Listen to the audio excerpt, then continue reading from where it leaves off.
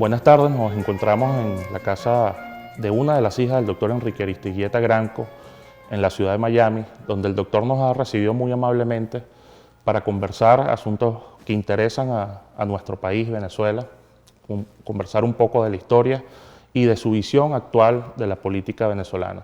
No es necesario presentar al doctor Enrique Aristigueta, ustedes ya lo conocen, una figura venezolana importante, de muchos años de lucha por la democracia y por la libertad.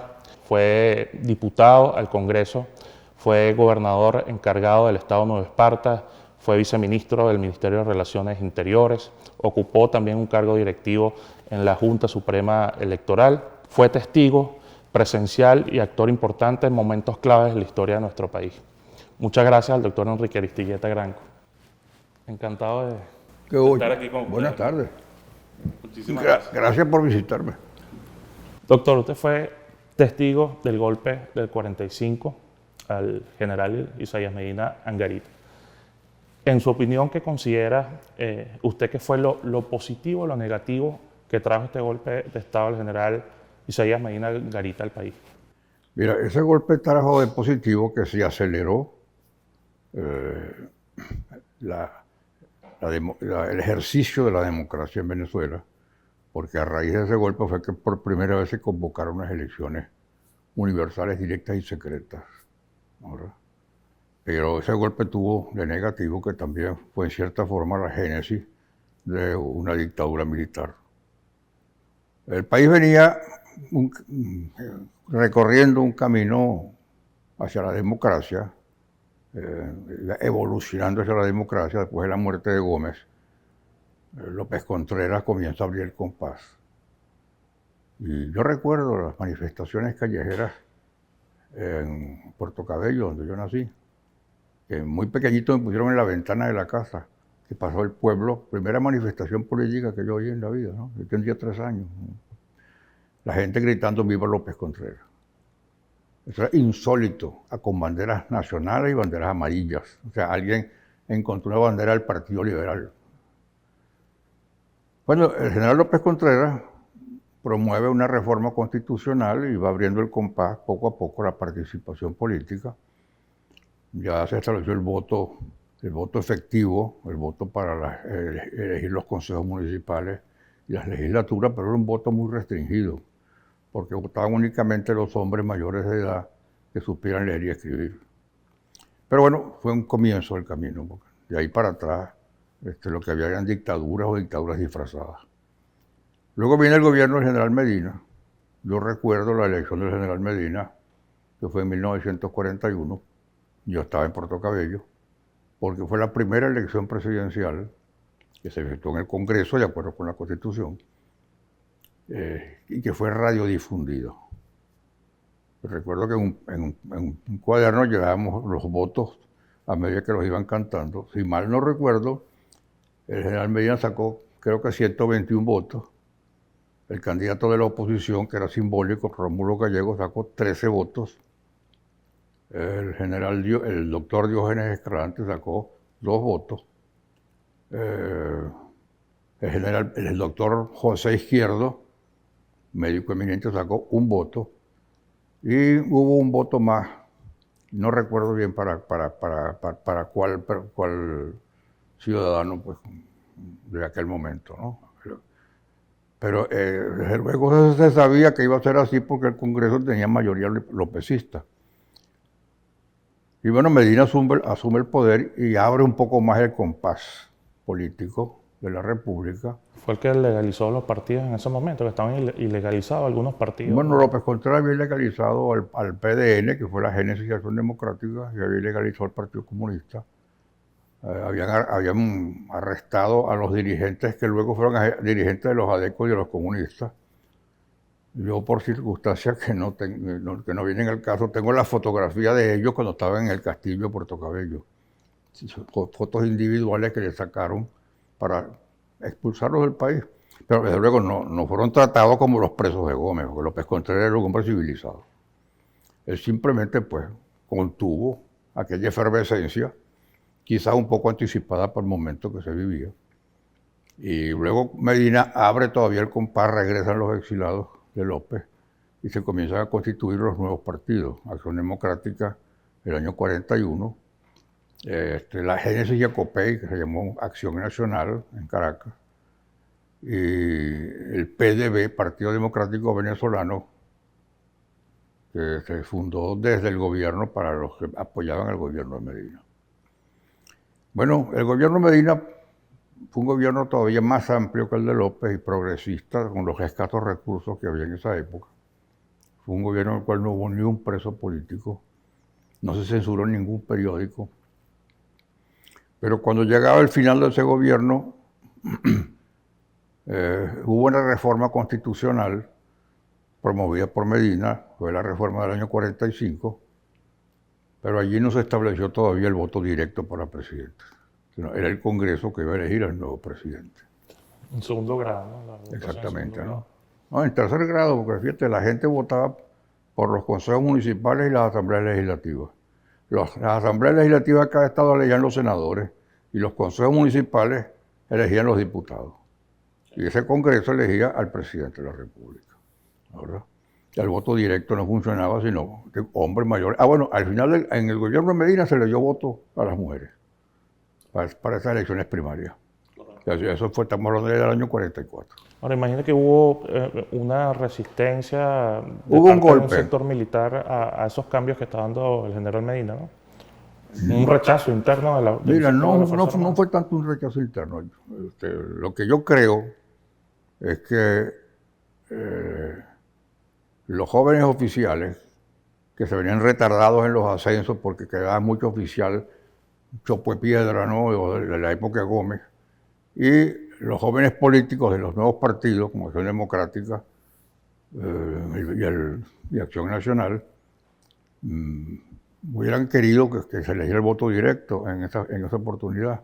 Medina no se atrevió, él esperó que eso lo hiciera el próximo presidente, y entonces se planteó pues el candidato a sustituir a Medina, y para sorpresa de muchos, el Partido Democrático Venezolano, el partido del gobierno, eligió al doctor Diógenes Escalante. Diógenes Escalante era un viejo diplomático, abogado, había sido ministro, había sido embajador de Gómez, de López y de Medina. Y el candidato de oposición que sonaba era López Contreras, el regreso de López Contreras. ¿Por qué? Bueno, porque la izquierda veía con buenos ojos a Escalante. La izquierda incluía el Partido Comunista y Acción Democrática. Y Escalante se comprometió formalmente en Washington, cuando vino una delegación de los ADECOS a hablar con él, a que él iba a establecer el voto directo para el siguiente periodo. Pero Escalante de repente se invalidó mentalmente. Y entonces el partido del gobierno designó candidato al doctor Ángel Biagini, que era un abogado, ministro de Agricultura, que había llevado adelante una reforma agraria que fue bastante aceptable para la época. Pero el candidato fuerte era López Contreras. Nunca se sabrá cómo hubiera quedado esa elección en el Congreso, porque no se efectuó.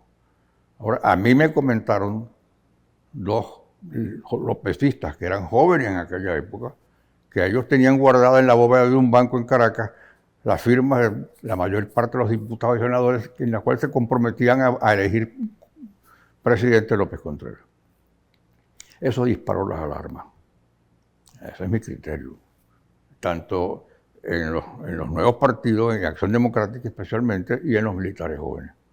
Porque un regreso de López, ellos pensaban que era el regreso de López Contreras, que había mantenido las cosas como estaban, y ya te he relatado. Inesperadamente, el 18 de octubre del 45, yo estaba en mi salón de clases en el Colegio La Salle de Caracas, sexto grado, oímos unos fogonazos que venían del cuartel San Carlos, que estaba cerca del colegio, y resulta que era un alzamiento de algunos cuarteles de Caracas y de algunas guarniciones del país. Y lo cierto es que esa noche voló un avión sobre Caracas, de la aviación que se había revelado también. Al día siguiente volvió a volar un avión y lanzó unas granadas de mano, porque eso era lo que había, contra el cuartel San Carlos. Una cayó en el Colegio de La Salle, por cierto, pero no había nadie en clase. No. Estábamos todos los muchachos en la casa. Y lo cierto es que, bueno, el general Medina decidió rendirse, sin combatir. Porque uno de las unidades que se había alzado era la escuela militar. Y él dijo, yo no mato cadetes, ¿verdad? Frase que se repitió después. Sí. Una frase que quedó para la historia. Sí. No, y es que se repitió el año 58. Entonces, ¿qué pasa? Se constituyó una junta de gobierno formada por quién? Por los militares jóvenes y por algunos miembros de Acción Democrática que había estado, pues era el apoyo civil al golpe. Los adecos habían estado conspirando y se habían salido de la conspiración cuando hablaron con Escalante, porque les ofreció lo que ellos querían, que era el voto directo. Pero cuando Escalante se inhabilita y vino un candidato que no les garantizaba nada, los temores volvieron a agudizarse. Entonces deciden, pues, tirar la parada, como decimos en Venezuela. Resultó que Medina no quiso derramar sangre, se rindió. Y entonces se instaló una junta de gobierno presidida por Rómulo Betancourt, muy joven Rómulo, muy joven, sí. En la cual formaban parte de dos militares que eran el mayor Carlos Delgado Chalbó, ministro de la Defensa, y el capitán Mario Vargas, ministro del Interior. Además formaban parte de la junta el doctor Leoni, creo que era ministro del Trabajo, el doctor Prieto Figueroa, que era el secretario de la Junta, el doctor Gonzalo Barrio, que era el gobernador de Caracas, y un civil pro-adeco, que era el doctor Edmundo Fernández, que había sido el enlace entre los militares jóvenes y Acción Democrática. Eran 7, ¿no? Eran 7. Eran 7. Okay. Ahora esta junta dejó que el país se desbordó, porque vino una fiebre entonces de política y de politiquería. El trienio adeco, ¿no? Sí, señor, el trienio adeco, el primer trienio adeco, pero Betancourt no tenía la experiencia que demostró después. Y fue difícil controlar a un partido desbordado creyendo que ellos habían hecho una revolución. Y ellos lo que hicieron fue sumarse en cuartelazo, como dijo Rómulo después, ¿no? Entonces, mira, fue un 3 años de mucha agitación y buscándole pleitos a la iglesia y a otros sectores. Total que el país estaba bastante, además muy mal administrado, ¿no? Doctor, en 1947, cuando se llevó a cabo la Asamblea Nacional Constituyente y se implementó el voto universal, directo y secreto, ¿considera usted que de alguna manera esto ayudó a debilitar la democracia en aquel momento? Fue decisivo en la historia política venezolana. A partir de ese momento, eso quedó establecido y se ha venido practicando más o menos con regularidad y con seriedad, excepto en estos momentos que estamos viviendo, ¿no? ¿Verdad? Esa constituyente se retransmitió por radio todos los días. No había televisión, pero COPEI, que era la primera minoría, la minoría más importante en la nueva constituyente, le puso como condición a Betancourt que ellos iban a asistir a las sesiones siempre y cuando las transmitieran. Y Betancourt accedió. Pues yo creo que siempre hubo un buen entendimiento entre Betancourt y Caldera.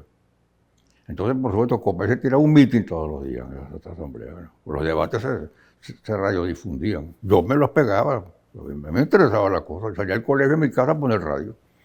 Y en esa asamblea la presidió, chico, un gran ciudadano y un hombre extraordinario que fue Andrés Eloy Blanco. Eso fue una cátedra de derecho parlamentario. Y ahí Caldera se consolida como un gran líder, como líder de la oposición. Ahora, vienen las elecciones presidenciales, gana Rómulo Gallego, se encarga Rómulo Gallego, el país sigue con malestar, con incomodidad, continúa pues el sectarismo de la Acción Democrática, los sectores pues tradicionales conspirativos, hasta que entonces los militares que dieron el 18 de octubre, los mismos dan el 24 de noviembre del año 48 para sacar a Acción Democrática del juego. imputaba mucho a Acción Democrática ser un partido sectarista, ¿no? Su sectarismo y su ineficiencia en el gobierno. A mí me da lástima con Rómulo Gallego, que fue el que pagó los platos rotos, no se lo merecía, ¿verdad? Pero viene una junta militar de gobierno compuesta por Delgado Chalbó, el ministro de Defensa de Gallego, y Pérez Jiménez, que era un mayor en el Ministerio de la Defensa, y yo era paz en el Ministerio del Interior. Esa junta militar se compromete a convocar elecciones absolutamente sin ventajismo, sin el ventajismo del cual se acusaba Acción Democrática. Y yo recuerdo que, según Decir Universal, ese 24 de noviembre fueron recibidos en Miraflores las directivas de los 3 partidos que quedaban. URD, que vio con simpatía el golpe, fue recibida por 20 minutos, Jovito, y pues su URD fue una decisión de Acción Democrática en fue algún un partido momento, que se fundó paralelamente. paralelamente. Se fundó después, porque se fundó después del 45, Acción Democrática en el 41. Pero era, vamos a decir, la izquierda no ADECA. La izquierda democrática no ADECA, ¿no? Jovito y Rómulo vienen desde el año 28. Pero hay una gran rivalidad entre URD y una gran pugnacidad. Decía el periódico que los urredistas fueron recibidos en Miraflores por 20 minutos, por la nueva junta, por 20 minutos. Caldera y los copellanos, la Dirección Nacional de Copay, por 15 minutos. Y los comunistas por 10 minutos. Yo te repito lo que yo leí en el periódico. Y el compromiso de la Junta Militar fue convocar elecciones sin ventajismo lo más pronto posible. Ahora, ese proceso se trunca porque en el año 1950 asesinan al presidente de la Junta, que era el comandante Carlos Delgado Chalbó, que había pasado de ser ministro de Defensa de Gallego a ser el presidente de la Junta de Gobierno. ¿Quién mata a Delgado Chalbó? Lo mata Rafael Simón Urbina, que era uno de esos personajes pintorescos de la picaresca política venezolana que se había alzado contra Gómez, que era un hombre muy primitivo. Él tenía un odio personal contra Delgado. Pérez Jiménez no tuvo nada que ver con eso, como se ha rumorado, porque yo recuerdo que ese juicio se hizo con todas las de ley, y yo me leí el expediente, porque el expediente lo imprimieron en la imprenta nacional y lo repartieron. Yo tenía 2 ejemplares, un expediente de este, yo me lo leí completo, por curiosidad. Y la verdad es que Pérez Jiménez no aparece por ningún lado. Urbina le decía... ¿Se hizo público a nivel de prensa el expediente? ¿Ah? Público.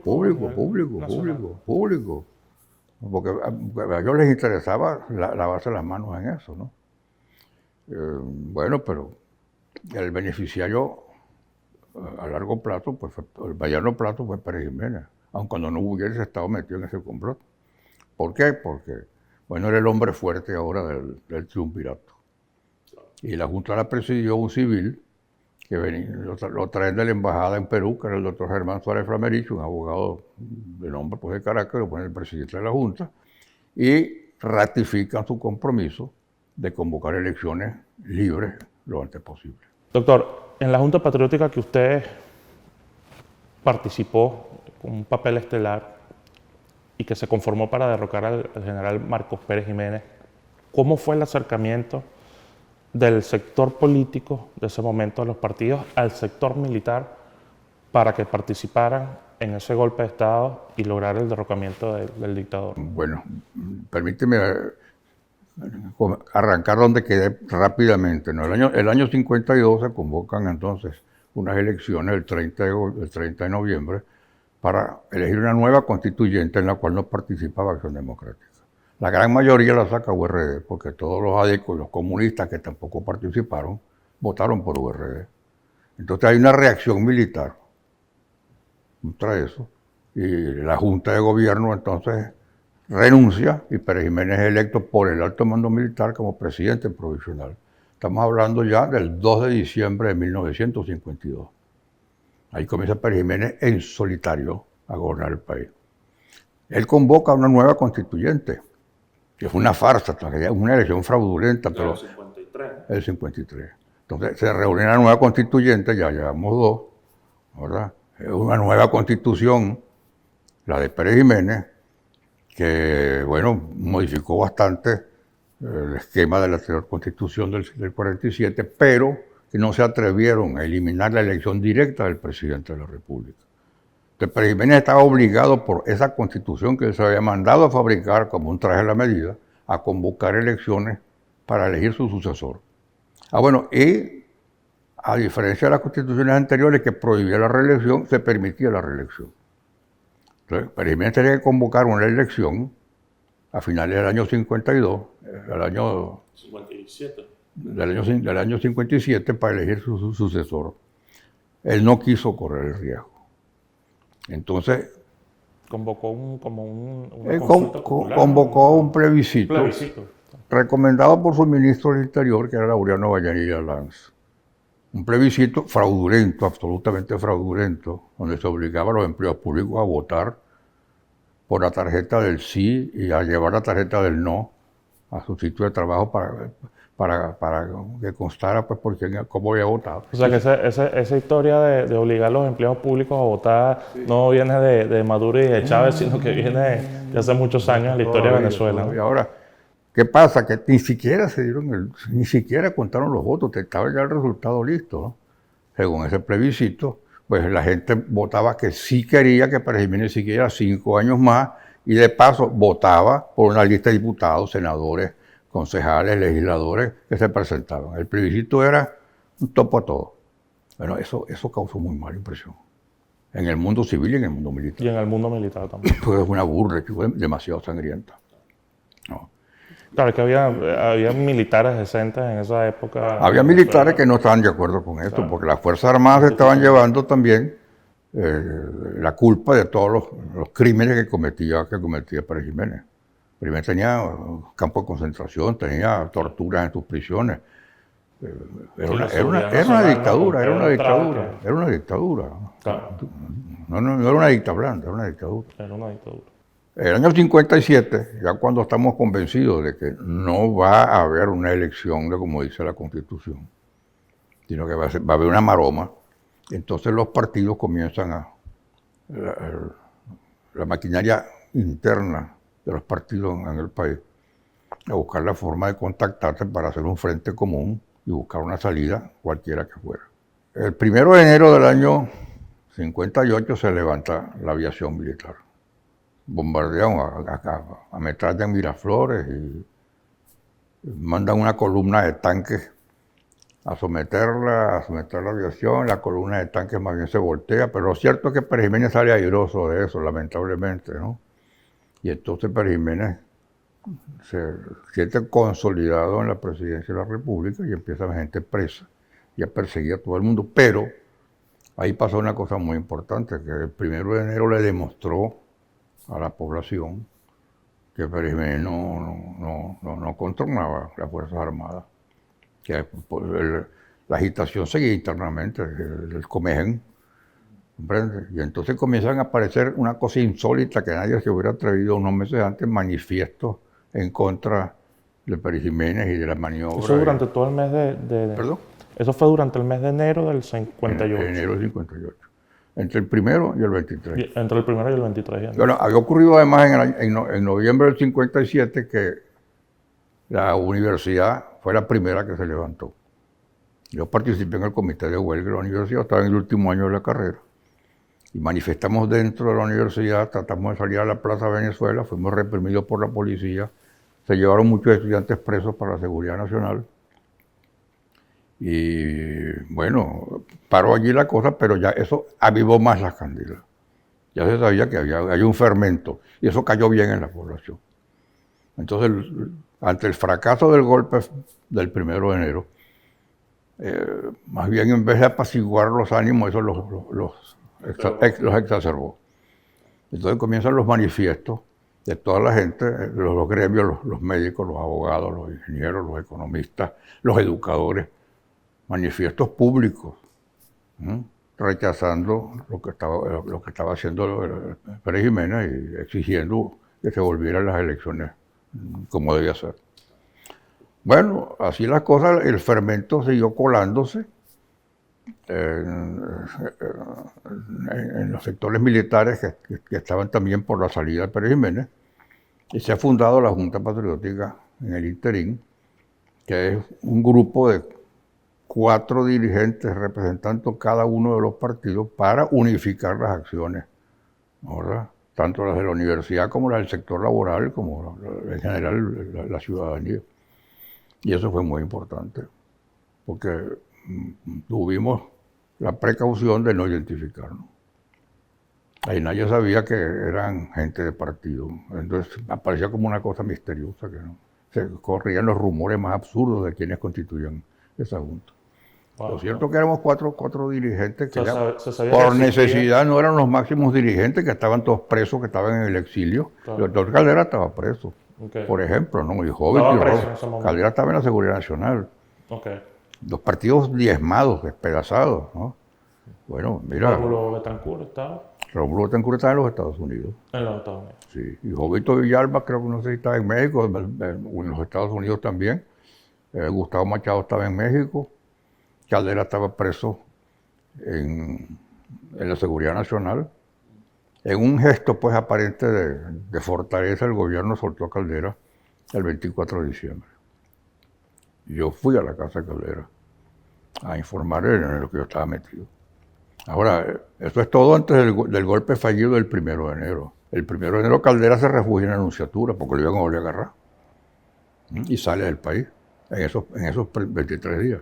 Claro, Caldera no estaba en Venezuela para el 23 de enero, ya se había... Ninguno estaba. Ninguno estaba.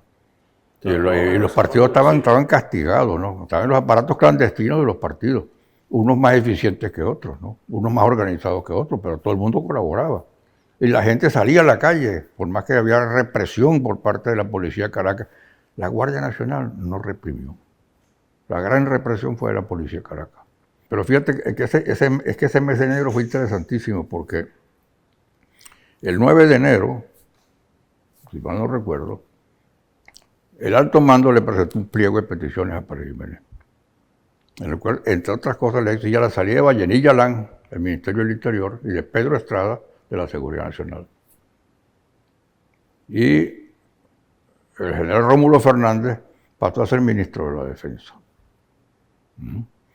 Bueno, ya eso nos indicaba que ya el sector militar se estaba moviendo. Y ha pasado lo del 1 de enero. Ahora, Pérez Jiménez dio un contragolpe. Y le arrestó a Rómulo Fernández y asumió plenos poderes ella, asumió el Ministerio de la Defensa, pero la cosa siguió ardiendo por dentro y por fuera. ¿Qué pasó? Bueno, que decidimos, por petición de... Nosotros estábamos en contacto con uno de los sectores, porque habían varios sectores militares conspirando en simultáneo, ¿no? Entonces teníamos contacto con uno de esos sectores. Nos pidieron un paro general para el 21 de enero. Mira, costaba mucho, no había teléfonos de estos de ahora, contactarse. Coordinar todo. Era bastante difícil, ¿no? Pero entonces fue ese sector de la Fuerza Armada que usted me dice que les pidió a lo que era la Junta Patriótica prácticamente, ¿no? Concretamente a la Junta Patriótica. Yo recuerdo que nos costaba muchas veces reunirnos. Y nos reuníamos a veces en un carro distinto cada vez dando vueltas por Caracas, para no estar en un sitio fijo. Y allá, ahí estaba gente que estaba en la clandestinidad. García Pozo estaba clandestino, Ortiz Bucarán estaba clandestino, yo estaba en la universidad y Fabricio estaba en el Nacional. Fabricio Ojeda. Sí. Pero cada uno hablaba en nombre del partido. Y mire, la gente respondía. Lo que pasó, creo que fue el 19 de enero, por allí, que nos logramos contactar a las 7 de la noche en Los Rosales. Y nos dice Fabricio, mira, los militares nos mandan a decir que necesitan un paro general para el 21. Bueno, el 21 es pasado mañana. ¿Cómo hacemos? Bueno, viene la discusión, ¿se puede o no se puede? Mira, yo dije, mira, esto no es que si se puede o no se puede, es que esto tenemos que intentarlo. Punto. Y bueno, mira, se logró a través de los sectores, del sector sindical, del sector estudiantil, logramos que se paralizaran los periódicos. Y el 21 de enero no salieron periódicos a circular en Caracas. Y entonces, ¿qué pasa? Que esa noche nosotros esperábamos que hubiera un movimiento entre el 21 y el 22, pero no se produjo. Nos reunimos también, con mucha dificultad nos contactamos para vernos el 22 y no sabíamos qué había pasado. No habíamos mantenido más contacto, se había roto el contacto. Bueno, entonces, ¿qué dijimos? Mira, chicos, bueno, no sé, ¿será que no se pudo? ¿Será que tiraron la toalla a los militares? ¿Qué vamos a hacer? Porque está paralizada la ciudad todavía. Caracas fue un campo de batalla el 21, ¿no? Con muertos y heridos en la calle y la gente bajaba de los cerros. Te repito, la Guardia Nacional no intervino para reprimir, fue la policía de Caracas, que causó los muertos y los heridos. Entonces, bueno, vamos a hacer una cosa, tenemos que mandar a la gente a que vuelva al trabajo para que no parezca que fracasamos y diremos que eso fue un ensayo y que después vendrá nueva cosa, pensando ya en alguna otra cosa para el momento de la toma de posesión de Pérez Jiménez.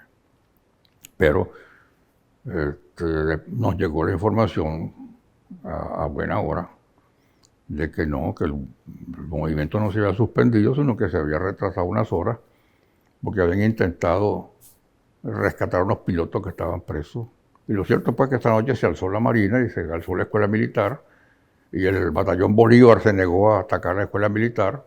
Y bueno, Pérez Jiménez se vio desasistido y decidió irse con toda la historia que se conoce, pues. Que llegó yo a ver a Payo y vámonos Marcos. Después fue eso, no retoño, fue a la casa a la carrera, se vistió, recogió una maleta, metió unos corotos ahí y se fueron todos. En estos días he leído una reseña tal cual de cómo fue la cosa en la casa de Pérez Jiménez. Ahora, el 23 de enero, o sea, ya cuando, a partir de ese día que se toma Miraflores, ¿dónde estaba usted? Yo estaba en Conchao. La noche del 22 de enero yo estaba en Conchao, ¿no? Y cuando nos dimos cuenta que por el vuelo del avión, bueno, nos echamos a la calle y nos fuimos a Miraflores. Se fueron a Miraflores. ¿Verdad? Y a Miraflores estaba constituida la Junta. Y ahí estaba, entre otros, llegamos los cuatro de la Junta Patriótica y estaba uno de nuestros enlaces con otros organismos de la sociedad civil. Había un comité cívico-militar que trabajaba con nosotros, que era nuestro enlace con un sector militar. Y los de ese comité le exigieron a la Arrasada, bueno, porque la primera junta que se forma la carrera son 5 militares. La Arrasada en la presidencia, que es el que tiene rango de general, y 4 coroneles, que eran Romero Villate de la aviación, Pedro José Quevedo, director de la Escuela Militar, Carlos Luis Araque de la Guardia Nacional y el Turco Casanova por el ejército. Pero bueno, nosotros en Miraflores protestamos. Ahí hay 2 señores que son uña y carne con Pérez Jiménez, que son... Ahora, primero se le exigió a la Junta Nueva que metieran 2 civiles, de 5 militares. Bueno, ¿los civiles qué? Que se hemos puesto a los muertos. Entonces aceptaron poner 2 civiles independientes. Y ahí es cuando, bueno, surgen los nombres así al azar de Eugenio Mendoza y el doctor Blas Lambert. Entonces la Arrasada le preguntó a los... ¿Están de acuerdo? Sí, estamos de acuerdo. Okay. Pero las protestas siguieron y dentro del propio sector militar había molestia por la presencia de Casanova y Romero Villate. Y entonces lo sacaron de la Junta. Y la Junta que había porque eran muy cercanos a Pérez Jiménez. Era muy en carne con Pérez Jiménez, sobre todo el Turco Casanova. Entonces lo sacaron de la Junta y quedó reducida de nuevo a 5, 3 militares y 2 civiles. Y esa Junta pues recibió el apoyo unánime de todo el mundo, de toda la colectividad política, de todos los partidos. Y más la Junta Patriótica, que se amplió para darle cabida a muchos sectores de la sociedad civil, le dio un respaldo público y pleno. La Junta Patriótica tenía un gran nombre en ese instante, ¿no? Doctor, ¿la reforma agraria cree usted que fue un vehículo de aniquilación del gomecismo, un mecanismo para aniquilarlo? No, para nada. De la reforma agraria se habló durante el gobierno de Medina y se promulgó una ley de reforma agraria, que luego fue reformada y todavía Betancourt sacó una tercera ley de reforma agraria. ¿Verdad? Porque cuando muere Gómez, el país es un país campesino mayoritariamente, ¿no? La Venezuela que dejó Gómez viene a ser muy primitiva, yo lo recuerdo, ¿no? Porque para ir de Caracas a Puerto Cabello era la única carretera pavimentada de Venezuela, junto a lo que es Caracas, La Guaira, y Caracas, Puerto Cabello y por el sur del lago de Valencia. Lo demás que había era caminos de tierra, sí los había. Para ir de Maracaibo, del centro a Maracaibo, había que ir en barco. A mí me llevaron a Maracaibo mis padres a los 3 años, el 36. Y me sacaron pasaporte y me vacunaron contra la viruela. Porque había que ir a Curazao, pasar unos días en Curazao y por mar, y cogí otro barco hasta Maracaibo. Wow. Había que salir de Venezuela. Bueno, ya todo eso va cambiando poco a poco desde que muere Gómez, que comienza el país a respirar otro aire, ¿no? Y entonces sí viene la necesidad pues, de una reforma agraria y una reforma de todo tipo, educacional y de todo tipo, ¿no? Los gobiernos de López y Medina fueron unos gobiernos muy interesantes, muy progresistas. Es una lástima que Medina haya terminado como terminó. No lo merecía, no lo merecía. Eso sí te lo dije, pero yo creo que el derrocamiento de Medina es por el temor de que volviera López y volviera a mantener represados los ascensos en el ejército y volviera a perseguir a los adecos a la izquierda. Entonces, ese temor hizo que estallara. Y el Paganini fue Medina. En una ocasión el general Pérez Jiménez dijo que Caldera le dijo a la gente en relación a la construcción de la autopista Caracas-La Guaira que la gente no podía comer autopista. ¿Usted considera que Caldera en algún momento fue populista en su discurso? Mira, todos los políticos en una democracia son siempre algo populistas, ¿no? Eso es inevitable. Porque en lo que uno es populista, eso va contagiando a los demás. En la historia de la vida política de Caldera, ¿cuál sería la principal crítica que usted haría? ¿Cuál cree que fue su mayor error en la vida política de Caldera? Mira, para mí es más difícil hablar de Caldera, porque yo a Caldera lo seguí desde que apareció Copey. Lamentablemente, Caldera se empeñó en ser presidente la segunda vez. Y yo creo que eso hubiera sido conveniente que le diera oportunidad a otro. A otra generación. A otra generación. Ya él estaba muy desgastado. Caldera fue un hombre brillante, un hombre honestísimo, pero ese empeño en volver a la presidencia, bueno, yo personalmente creo que no valió la pena el esfuerzo, ¿verdad? ¿Qué quieres que te diga?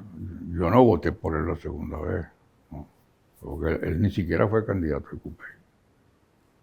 Sí, ya estaba con Convergencia, ¿cierto? Estaba con Convergencia, que es un sector de Copey que él se lleva, y con la izquierda. Entonces, bueno, yo me quedé en el partido, un militante pues disciplinado, y el que se fue del partido fue él. Bueno, doctor Aristigueta, vamos acercándonos al presente de la historia venezolana, la actualidad. Ahorita se van a celebrar en Venezuela unas primarias. ¿Usted cree que el G4 esté preparando un candidato de consenso o cree que van a dar ellos oportunidad a una candidatura de liderazgo de partidos como Vente Venezuela? Mira, no sé, honestamente no sé. Porque yo estoy muy desvinculado de estos grupos nuevos, ¿no? ¿Verdad? No los entiendo, no los puedo entender. Lo primero que yo creo es que la dictadura actual no va a convocar elecciones legítimas, limpias, ¿no? Elecciones de verdad. Entonces, la oposición puede hacer una elección primaria para elegir un candidato único. No sé si lo lograrán, porque hay demasiadas aspiraciones. Ojalá lo lograran. Pero eso es en el entendido que el régimen dé condiciones aceptables para competir, que no lo va a hacer. No lo va a hacer. Sí, es que yo lo que les digo muchas veces es eso, pero bueno, se van a reunir a conversar con la gente del régimen, pero no se dan cuenta que tanto Maduro como Diosdado Cabello, como el propio ministro de la Defensa, han dicho en voz alta, clara e inteligible: ustedes no van a volver ni por las buenas ni por las malas. Correcto. Entonces, ¿cómo es eso? Sí, y con un CNE controlado por ellos, además. O sea. Además, un Consejo Supremo Electoral que para mí no es fiable. Pues ahí tienen ellos mayoría.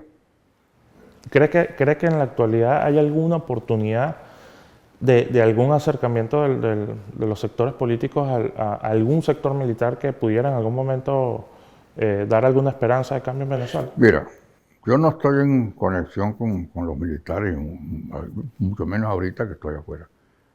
Pero yo sí te digo una cosa, tiene que haber militares conspirando. porque esa ha sido una constante desde que se fundó la escuela militar en 1912, o 1910. La primera promoción fue el 12.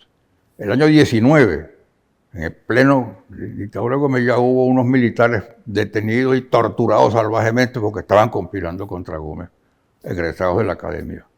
Y en 1921 otra vez hubo conspiraderos. Y en 1929 también hubo militares conspirando contra Gómez. Entonces eso ha sido una constante. Una constante. ¿Cuántos golpes no he visto yo, chicos? Mira, el 45, el 48, el 52, el 58, ¿verdad? El golpe fallido de Chávez. Bueno, ¿por qué? No sé, pero ese yo creo que es algo que ellos, no sé, respiran o ingieren allá dentro de la escuela militar. O sea, que siempre hay una inquietud siempre. Aire de conspiración. Bueno, eso Entonces no yo no tengo la menor duda que debe haberlo. Ahora, yo estoy totalmente desvinculado de ese mundo desde hace mucho tiempo. Ya yo no conozco a nadie. Ahora, yo creo, y eso no me importa decirlo, que para sacar a esta gente lo que se haga es válido. En base a un artículo constitucional, no es capricho. El artículo 333 de la Constitución dice: esta Constitución no perderá vigencia si dejare de observarse por acto de fuerza o por cualquier otro medio diferente al que ella establece. En tal oportunidad o en tal situación, todo ciudadano investido o no de autoridad, oye esto, ¿no? Todo ciudadano investido o no de autoridad está en la obligación de trabajar en pro de su restablecimiento. Ese artículo consagra el derecho a rebelión. Y eso está en la Constitución de Chávez. No se dieron cuenta, a lo mejor no se dieron cuenta, creyeron que eso era letra muerta. Bueno, hay que procurar que no sea letra muerta, ¿verdad? Sí, ahí está la base jurídica para eso. Así es, ¿no? Está allí. Claro, ellos procurarán que eso no ocurra, como es natural. Doctor, ¿usted conoció al Papa Juan Pablo II? Yo lo conocí con motivo de... Fui miembro de una delegación cuando nombraron a Monseñor Lebrun cardenal. Monseñor Lebrun, cuando lo ascendieron lo llevaron a cardenal de la iglesia. Monseñor Lebrun y yo teníamos buena amistad porque él era de Puerto Cabello. Y su familia y mi familia eran bastante cercanas. Y luego cuando yo estaba estudiando fuera de Caracas, un año que estudié en la Escuela de Derecho de Valencia, estaba cerrada la central, pero en Valencia había una escuelita de Derecho, una escuela de Derecho que dependía de la central y no la sacaron. Entonces, un grupo grande de caraqueños nos fuimos, de estudiantes de Caracas, pues nos fuimos a Valencia. Y yo me alojé en la casa de los Lebrun porque éramos muy, muy cercanos. Entonces, por supuesto, a mí me incluyeron en la delegación, yo me siento muy, muy, muy... ¿Qué año fue eso? Ay, chico, de hecho me ponen a pensar. Pero yo creo que fue, por supuesto, en el gobierno de Luis Herrera. En el gobierno de Luis Herrera. Sí, claro, porque el Papa Juan Pablo II asumió el papado en tuve el ocasión, 78. hasta me dio un rosarito. ¿No? Un personaje que realmente Chico inspiraba, ¿no? Era un luchador contra el comunismo, además. Era extraordinario lo que él exhalaba, ¿no? La paz. Transmitía paz, transmitía... Sí, ese testimonio curiosamente me lo han dado varias personas. Hay una anécdota curiosa que le comparto. Yo tuve una prima mayor que era totalmente atea. Y cuando el Papa Juan Pablo II fue a Caracas, ella se asomó al balcón de su apartamento, que era un piso 2, piso 3, y venía la caravana del Papa, y en ese momento ella estaba prácticamente maldiciendo, diciendo, bueno, ¿y qué hace el Papa aquí? Esto es una pérdida de tiempo, dinero. Pero cuando ella se asomó y vio que venía el Papa, ella dice que fue como una avalancha de luz y de, bueno, la fuerza del Espíritu Santo sin duda. Y desde ese momento ella dejó de ser atea, se hizo creyente totalmente. Hay personas así, Sí. hay personas así, no ha sido el único caso en la historia, ¿verdad? Sí, verdaderamente.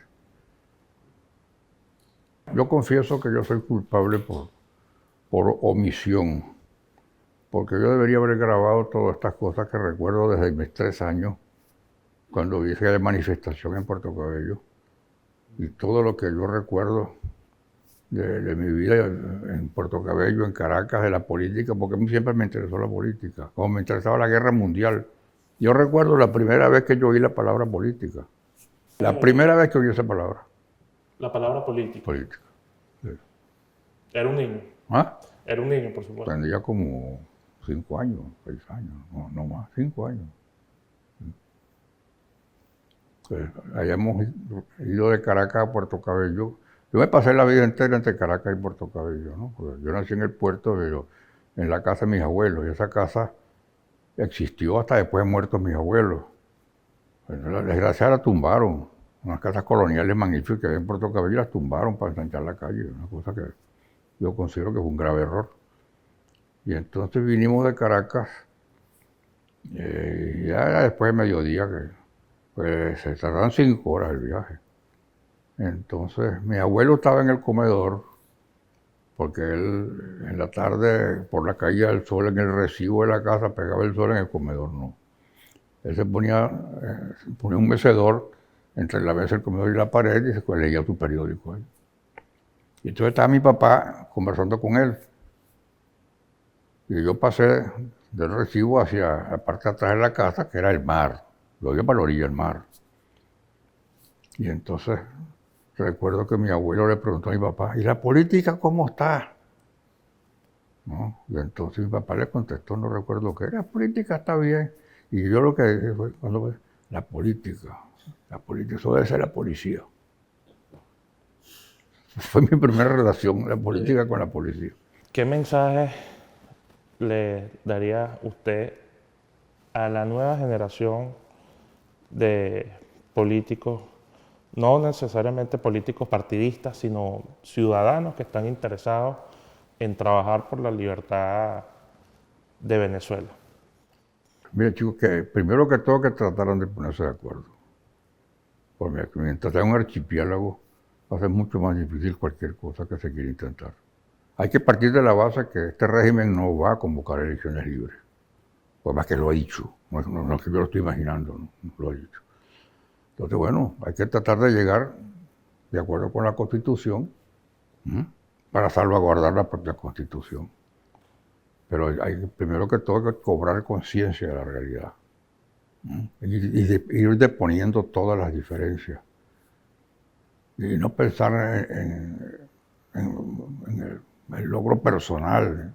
No, hay que pensar un poco en el país. Y después entonces viene lo demás. Oye, si nos pudimos poner de acuerdo los copellanos y los comunistas con los adecos y los urredistas, para sacar Pérez Jiménez. Había que ver las diferencias profundas que había y que sigue habiendo entre la democracia cristiana y el Partido Comunista. El Partido Comunista serio, no esto de ahora. Son unos asaltantes. Y pudimos poner de lado los odios que había entre los adecos y los urredistas. Pudimos poner de lado todo eso, olvidar todos los pleitos que habíamos tenido para lograr el objetivo fundamental, que era llevar al país de nuevo a la senda democrática. Y mira, la democracia le dio a Venezuela los años de mayor esplendor y de mayor desarrollo.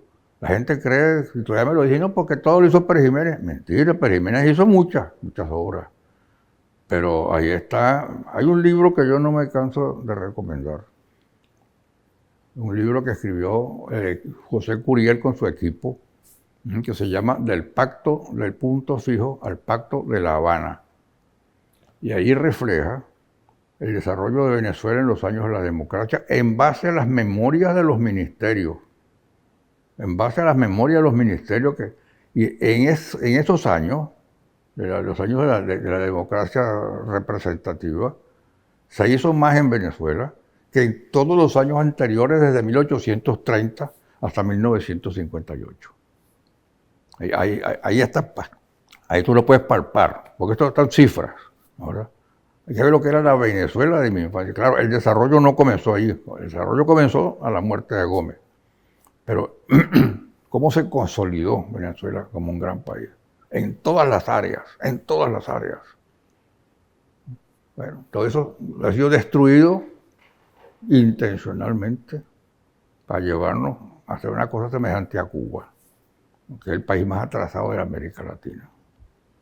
Doctor, quiero agradecerle su tiempo y las luces que nos ha dado sobre la historia de Venezuela y su lucha también por recibirnos aquí en esta casa. Encantado y espero que se No, vale, a mí me gusta mucho echar los cuentos. Además que los echa muy bien. Además, cuentos que son historias. Cuento que son historias, así es. Muchísimas gracias.